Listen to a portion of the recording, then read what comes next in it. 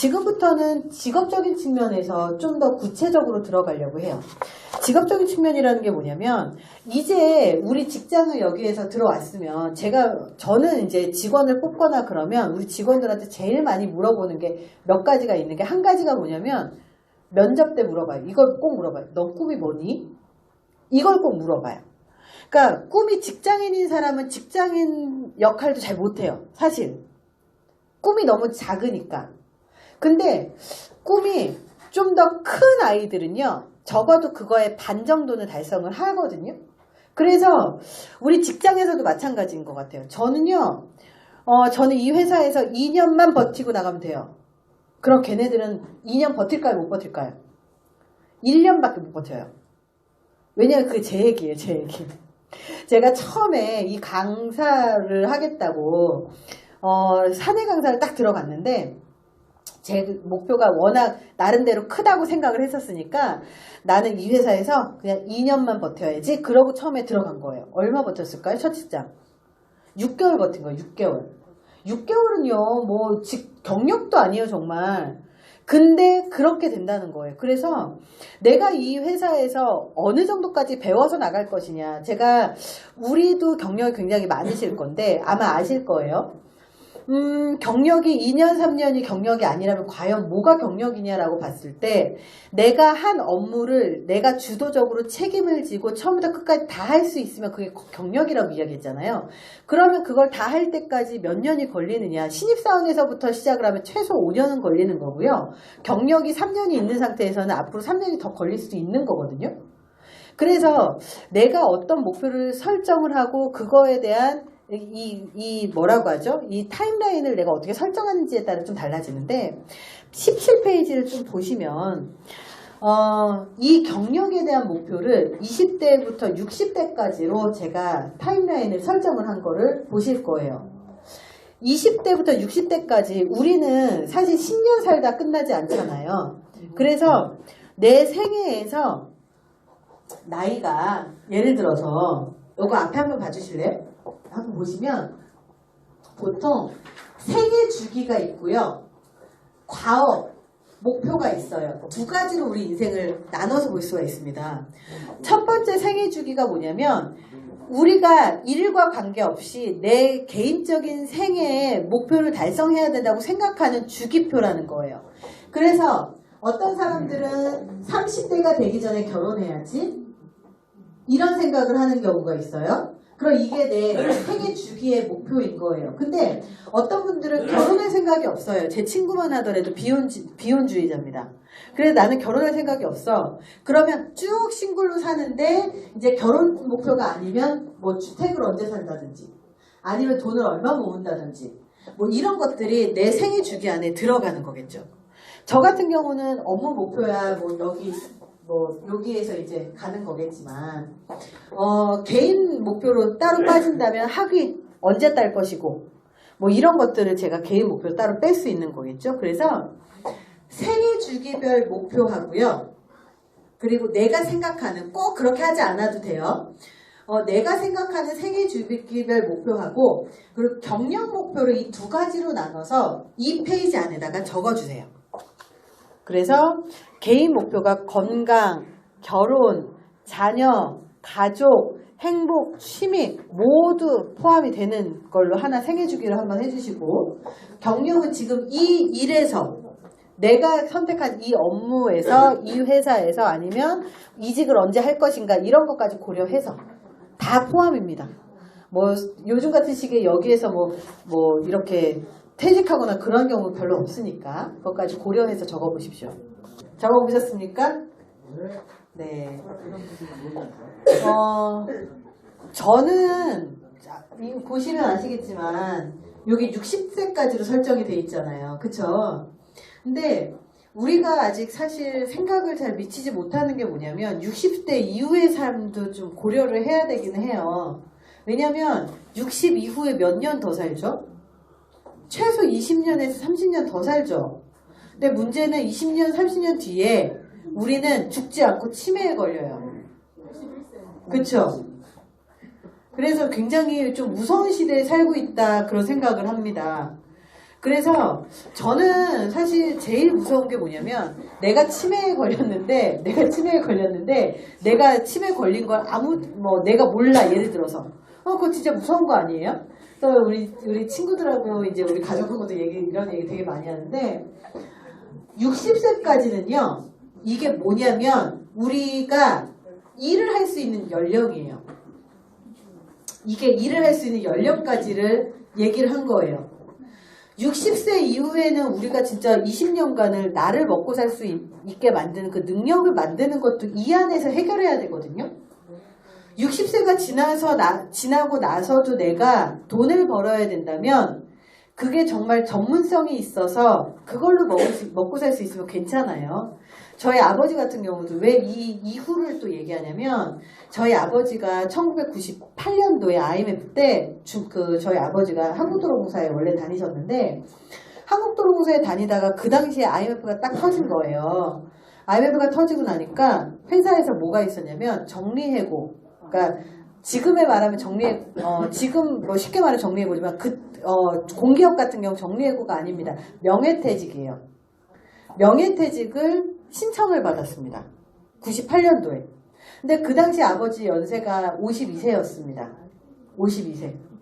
52세 때 명예퇴직을 할 사람을 봤는데 그 당시 조건이 되게 파격적이었던 것 같아요. 얘기 듣기로는 워낙 퇴직금도 많이 주셨고 그리고 명예퇴직 첫 번째였기 때문에 이런저런 돈들이 되게 많았었대요. 그래서 아버지가 내가 퇴직이 얼마 남지도 않았는데 차라리 지금 퇴직하면 퇴직금을 많이 준다고 하니 퇴직해야지. 근데 문제는 퇴직을 하고 나서 아이가 셋이 줄줄이 저하고 오빠하고 남동생 자식이 3명이거든요. 그럼 줄줄이 대학생인데 이걸 어떻게 해야 되나 고민이 되게 많으셨나 봐요. 그래서 퇴직을 하시고 나서 이 퇴직금을 아버지가 커피숍을 할까? 그 당시에 커피숍을 할까? 장사를 할까 되게 고민을 하셨었대요. 근데 저희 자식 셋이 아버지를 정말 바짓가랑이 잡고 말렸습니다. 왜 말렸냐면 지금까지 갑의 생활을 하셨잖아요. 그러니까 한 번도 의뢰 생활을 해본 적이 없어요, 아버지가. 근데 갑자기 가게를 한다고 잘하실까요? 잘하시겠어요? 당연히 못하겠죠. 둘 중에 하나예요. 정말 운영해서 잘하든가 아니면 망하든가 둘 중에 하나인데 망할 확률이 훨씬 많죠.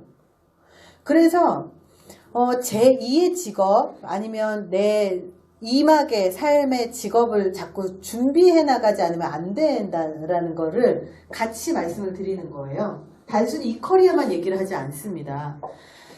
그래서 저희 아버지가 52세 때 퇴직은 하셨어요. 명예퇴직을 하시고 이 퇴직금은 엄마가 어디 쓰지 말라고, 아버지도 쓰는 성격은 아니지만 엄마가 잘 고이 묻어 놓으셨어요. 묻어 놓으셨는데 보험사에다 잘 묻어 놓으셔가지고 2배 뻥튀기를 하신 거예요. 신기하죠? 제가 나중에 안 사실인데 엄마가 그 당시에 퇴직금이 몇 억 됐었대요. 되게 어마어마한 돈이었던 거예요. 그러니까 고민할 수밖에 없었죠. 근데 그러고 나서 아버지 뭘 준비했냐면 명예퇴직을 고민을 안 하다가 그때부터 고민을 했잖아요. 그러니까 취직을 해야 되잖아요. 이제 52세 때 어디 취직을 해요? 취직할 데가 없죠. 그래서 거기에서 퇴직을 하시고 중소기업에 월급이 그 전에는 몇천만 원 연봉이 몇천만 원 됐을 텐데 한 3분의 1로 줄이고 중소기업에 취직을 하셨대요. 그래서 그때부터 2가지로 준비합니다. 저희 아버지가. 한 가지는 임대사업을 공부하기 시작했어요. 임대사업자. 그게 20년 전이거든요. 그러니까 굉장히 이제 빨리 준비를 하신 거죠. 임대사업자를 준비를 하셨어요. 임대사업자를 준비하는 게 건물을 사서 임대사업자가 아니고요. 우리 집이 대전이라고 그랬잖아요. 대전에서 그 당시에 분양만 해도 한 7천만 원에서 6천만 원이면 한 15평짜리를 그 분양을 받을 수가 있었대요. 그러면 아버지 퇴직금이 몇 억이 나왔으면 그런 집을 3채 이상을 살 수 있는 돈이잖아요. 근데 섣불리 투자를 했다가 망할 수 있으니 임대사업자 공부를 합니다. 퇴직 전부터. 그리고 2번째를 뭘 준비하셨냐면 그걸 해서 들어오는 건 들어오는 거고 앞으로 내가 돈을 벌 수 있을 만큼 또 돈을 벌어야 되잖아요. 그 당시 52세 때부터 뭐 공부하셨냐면 아버지가 토목직이셨는데 토목 기술사 공부를 시작하셨어요. 기술사 공부를 52세 때부터 공부를 하셔가지고 55세 때 따셨어요. 3년 공부하셨습니다. 아빠가 회사에 아침 9시부터 6시까지 근무를 하실 거 아닙니까? 토목직은요, 매일 주말 부부예요. 항상 지방에서 따로 사셨어요. 그래서 6시에 퇴근을 하고 나면 도서관에 가셔서 매일 공부하시고, 그리고 주말이 되면 대전에 오셔가지고 매일 도서관에서 공부하셨어요. 항상 그게 공부가 습관이에요. 그래서 3년 만에 그거를 따졌는데 언제까지 일을 하셨냐면 68세까지 일을 하셨어요. 53세부터 기숙사 자격증이 있어서 68세까지 일을 하셨고요. 그리고 저는 그 아버지의 그런 생각들이 되게 좋은 게 뭐냐면, 그 당시에 52세 때 들어간 회사에서부터 68세까지 퇴직할 때까지 그 회사를 쭉 계속 다니셨어요. 왜 그게 대단하다고 말씀드리냐면, 55세에 아버지가 기숙사 자격증을 딱 따셨길래 아버지한테 물어봤어요. 아빠, 이제 몸값 좀 올라가겠네? 당연히 올라가죠. 있는 거랑 없는 거랑 당연히 다르잖아요. 몸값 좀 올라가겠네? 그랬더니 아버지가 이 말을 하셨어요. 야, 내가 힘들 때 받아준 회사를 내가 잘 될 때 그만두고 나오면 되냐? 이 얘기를 하셨어요. 되게 멋있지 않아요? 그래서 그 얘기를 듣고, 아, 그렇구나, 이제 그랬어요. 근데, 왜 이게 이제 되게 중요하냐면, 52세 때 들어가셔서 55세 때 따셨는데, 그 사이에 뭐가 있었냐면, 노무현 정부가 들어왔었어요. IMF가 지나고 나서 노무현 정부 있었잖아요. 노무현 정부가 딱 들어가고 나서 건설 경기가 완전 바닥을 칩니다. 이게 정부 때문은 아니에요. 그 경제 그 흐름상 그때는 부동산이 바닥을 찍을 때였어요. 부동산이 바닥을 딱 찍고 나서 건설 경기가 완전 제로여서 건설이 거의 없었을 때 5년간 건설이 없었는데 회사에서 저희 아버지를 자르지 않고 그냥 있었던 거예요. 월급 한 달에 100만 원 나가는 것도 되게 힘들었었는데 그 100만 원 주면서 계속 계셨던 거예요. 근데 아버지도 딴 데 옮길만 한데 안 옮기고 계속 뭐 월급도 계속 늦게 나오고 그래도 버틴 거죠. 그러고 나서 나중에 그 건설 경기가 좋아질 때가 이제 이명박 정부가 들어서서 드디어 막 건설 경기 막 좋아질 때 그때가 되니까 회사에서 나오라고 전화가 왔는데 가서 보니까 회사가 바뀌어 있더래요. 원래 다른 회사 이름으로 들어갔는데 지금 회사에서 나오라고 해서 이상하다 그러고 그 회사를 들어갔는데 알고 봤더니 그 힘든 시기에 회사가 그 인수합병 M&A가 된 거예요. 그런 사이에서도 아버지는 안 잘리고 계신 거였어요. 나머지 이제 다른 그 자격증이 없으신 분들은 다 정리해고가 되셨는데 그 나이 55세가 넘으신 분이 정리해고가 안 되고 그대로 간 거죠. 그리고 나서 그 회사에서 계속 근무를 하셨는데 마지막 아버지의 최종 승진이 있었다는 거예요. 몇 년 전 일입니다. 야, 나 이번에 승진했다. 아버지, 지금도 승진을 해요? 물어봤어요. 아버지, 지금도 승진해요? 대체 뭘로 승진해요? 부사장이다. 마지막 최종, 왜 놀래세요? 부사장으로 승진했다? 그러시는 거예요. 그래서 제가 아버지한테 야, 아빠 되게 대단하다. 그랬더니 아버지가 하는 말이 야, 우리 회사에 부사장만 15명이다. 그러니까 더 이상 승진할 데가 없으니까 부사장으로 승진을 시켜주고 이제 월급 조금 올려주시는 거죠. 그러니까 이렇게 해서 아버지가 68세에 퇴직을 하시고 올해 72세가 되셨어요. 퇴직하신 지 4년밖에 되지 않았거든요. 근데 아버지가 지금도 공부가 이제 습관이다 보니까 대전에 집에 딱 가면 아침에 10시쯤 이렇게 보면 아버지가 앉아가지고 공부를 하고 계세요. 무슨 공부를 하고 있냐면 중국어 공부를 하고 있어요. 그 중국어 공부를 제가 알기로 한 4년 했거든요. 아직도 말 못해요. 중국어 말 못해요. 근데 지금도 하고 계시는데 아버지의 꿈이 뭐냐면 68세인데, 72세인데 지금 아버지의 꿈이 뭐냐면 아버지가 스스로 중국어를 공부해서 그 중국어를 갖고 혼자 중국 여행을 중국어로 스스로 하면서 여행하는 게 꿈이래요. 그래서 집에 딱 가면요.